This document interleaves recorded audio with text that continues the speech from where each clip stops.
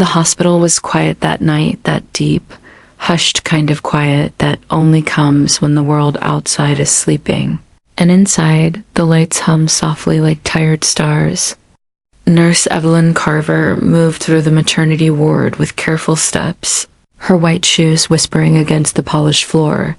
She had worked here for nearly 25 years, seen hundreds of first cries, first breaths, first moments of life. But that night, something in the air felt different, heavy, expectant.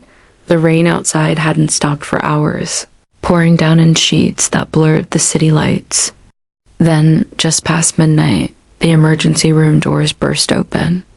A young woman was wheeled and soaked, shivering, barely conscious. Evelyn hurried forward. "Stay with us, sweetheart," she urged softly. "What's your name?" The girl's lips trembled. "Please, just save him," she whispered. The words made Evelyn's chest tighten. The girl wasn't thinking of herself, only the baby. The doctors rushed in, their movements brisk, voices calm but urgent. Evelyn stayed by the girl's side, holding her hand through each cry, each wave of pain. The monitor beeped unevenly, then steadied. "Push," someone said. "One more." And then a cry. Sharp, small, miraculous. A boy. Evelyn felt the weight of him in her arms, fragile, new, warm, against the chill of the storm. "He's perfect," she whispered, brushing the baby's cheek. "You did it." But when she turned back to tell the mother, her words caught in her throat. The young woman's eyes were still open but lifeless. The monitor flatlined. The room fell, silent. Even the storm outside seemed to hold its breath. Evelyn froze, her pulse echoing in her ears. The doctors tried, but it was too late.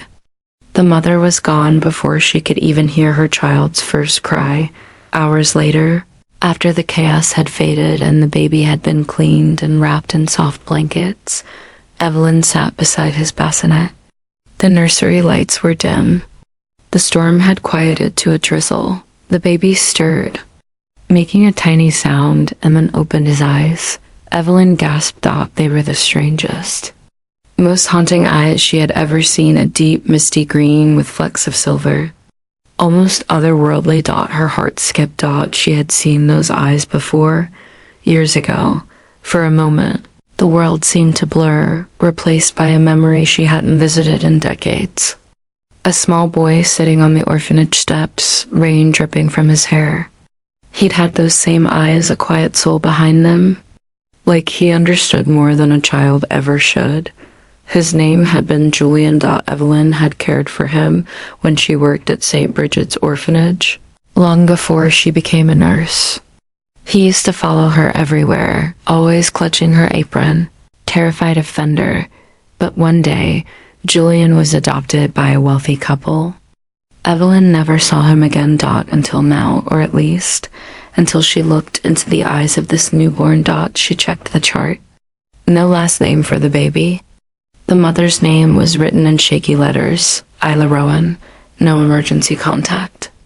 No mention of a father. Evelyn stared at the name, feeling something stir deep inside her. Rowan. That name sounded familiar. The next morning, social services arrived. The baby, without relatives, would be moved to temporary care until further investigation.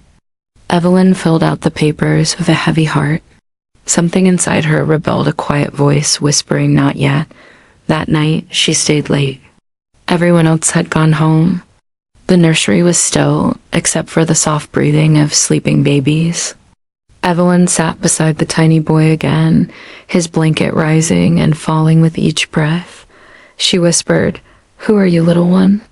He didn't answer, of course, but his hand, impossibly small, curled around her finger, and her heart broke all over again. The name, Rowan, echoed in her head like a riddle she couldn't solve. She searched through old files the next morning. The adoption records weren't easy to access, but Evelyn still had friends who remembered her from St. Bridget's. After hours of waiting, one email arrived from an old administrator, Julian Rowan. Adopted in 2002 by Dr. Patrick and Lillian Rowan. Evelyn felt her knees weaken. The same last name. Her breath trembled as she whispered, "Julian, could this baby be yours?" She looked again at the newborn's file mother, Isla Rowan, age 22. The dates lined up. The ages matched. Isla could easily be Julian's younger sister. Evelyn sat down slowly, heart fetting in disbelief. This child, this tiny boy she held tonight, was Julian's nephew. The orphan boy she once comforted had grown up, found a family. And somehow in the quiet cruelty of fate, that family had brought her back to this moment. She leaned over the bassinet, tears glistening in her eyes. "You have his eyes," she whispered. "And I swear I'll make sure you never feel the kind of loneliness he once did." She didn't know then that Julian was still alive, nor that he would soon arrive at the hospital, desperate to find the sister who disappeared into the storm. And when he did, those eyes, his eyes, would meet hers once again. The next morning, Evelyn arrived at the hospital before dawn. The corridors still smelled faintly of rain and disinfectant. She made her way to the nursery, half expecting to find the baby still asleep. But when she opened the door, a man was already standing there. Tall, dressed in a rumpled coat, his hands trembling as he hovered near the glass. His eyes, those unmistakable eyes, were fixed on the tiny boy inside. Evelyn froze. "Julian?" She whispered. He turned sharply, his face pale with exhaustion. You know my name?" Tears blurred her vision. "You probably don't remember me. I was one of the caretakers at St. Bridget's. You used to hide behind my skirt every time it thundered." For a moment, the years fell away. The frightened child she once knew flickered across the face of the man standing before her. He stepped closer, his voice unsteady. "They called me here, they said. My sister didn't make it." Evelyn nodded, her heart aching. She was brave until the very end. Julian's gaze moved to the baby again, and something in him broke. "She told me she was in trouble, but I didn't know it was this bad. She didn't even tell me she was pregnant." His words dissolved into a whisper. "I'm all he has left." Evelyn felt her throat tighten. "Then you're all he needs." For a long moment, silence filled the room. Julian stared at the newborn as if trying to memorize every breath, every sound. Then quietly he said, "May I hold him?" Evelyn nodded. She lifted the baby carefully, placing him into Julian's trembling arms. The tiny boy stirred, eyes fluttering open. And when their gazes met the same gray-green flecks shimmering under the nursery light, Julian let out a choked laugh. "He has our mouth," he whispered, "but—" "My eyes." Evelyn smiled faintly, tears slipping down her cheeks. Those eyes were the first thing I noticed. I knew they belonged to someone I'd once loved like my own child. Julian looked at her then, really looked, and something deep inside him softened. "You remembered me?" "I never forgot you," she said simply. "Not once." The storm outside had stopped. Sunlight began to creep through the window, soft and golden.